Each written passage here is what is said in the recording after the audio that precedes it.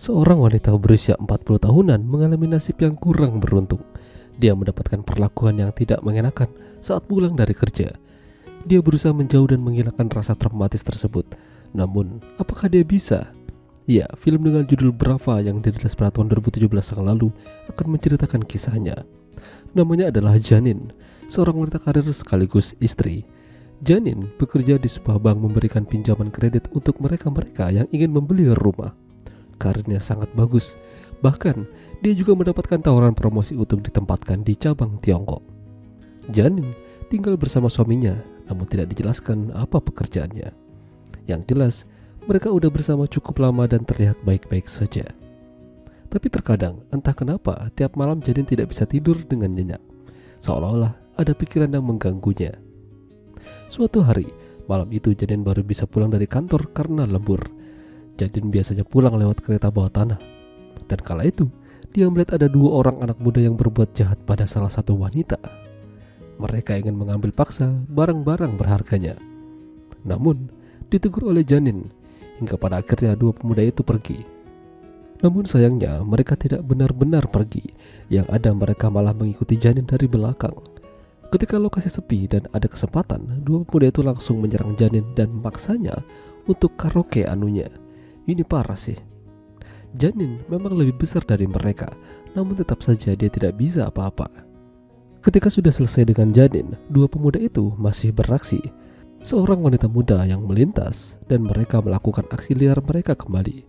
Janin yang harusnya bisa mencegah, namun dia memilih kabur dan pulang ke rumah dengan kondisi yang masih trauma. Ketika sampai di rumah, buru-buru Janin membersihkan bekas luka yang ia terima. Tapi lucunya, dia tidak cerita ini sama suaminya. Kenapa? Bahkan, dia menyimpan trauma ini sendirian. Apakah dia tidak berani mengatakan yang sebenarnya? Semenjak kejadian itu, Janin tidak berani lagi pulang pergi naik kereta bawah tanah. Dia takut dan masih trauma atas kejadian itu. Bahkan, tiap lihat anak muda, dia merasa ketakutan. Sampai pada akhirnya, Janin memutuskan mengambil cuti panjang dari pekerjaannya. Dia ingin menenangkan pikiran dan mengobati rasa trauma. Janin izin sama suaminya dan pergi ke rumah orang tuanya di pedesaan, berharap bisa menenangkan pikirannya di sana. Ayahnya tinggal seorang diri, ibunya sudah meninggal dan itu ternyata membuat sang ayah menjadi kesepian.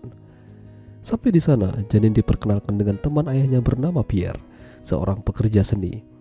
Janin berusaha menghilangkan pikirannya yang mengganggu. Memang awalnya terlihat susah, apalagi hampir setiap malam kejadian itu sampai ke bawah mimpi. Namun, pemulihannya terlihat cukup baik. Progres yang ditujukan sangatlah bagus. Terlebih lagi Pierre terlihat menyukainya.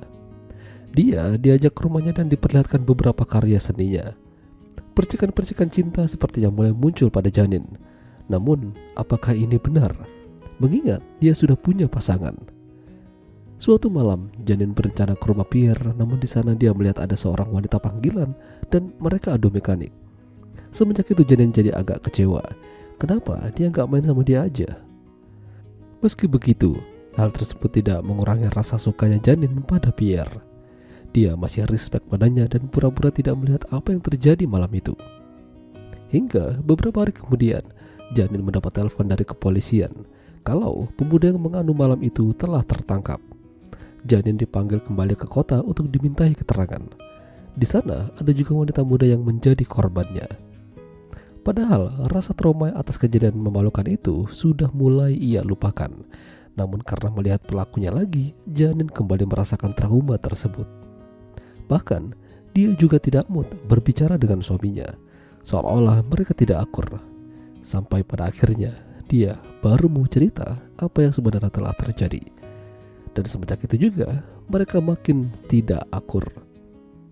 Janin memutuskan kembali ke desa untuk tinggal bersama ayahnya, dan tentu saja untuk menemui Pierre. Kala itu, Pierre mengajak ke jalan-jalan, mengobrol-ngobrol hingga akhirnya mereka larut akan suasana dan masuk ke semak belukar buat begituan. Tapi tiba-tiba Janin ingin menyudahi aksi mereka ini, padahal belum sempat ngapa-ngapain. Hingga pada akhirnya Pierre marah dan memaksanya. Dan pada akhirnya, Janin kembali mendapatkan trauma yang baru. Bukan kedamaian yang ia dapatkan di sana, malah makin membagongkan. Dia menceritakan kejadian ini pada sang ayah, hingga membuat ayahnya menjadi sangat menyesal dan terpukul telah memperkenalkan Pierre padanya. Meski begitu, Janine masih bisa kembali merefresh dirinya dan memulai kehidupan yang baru.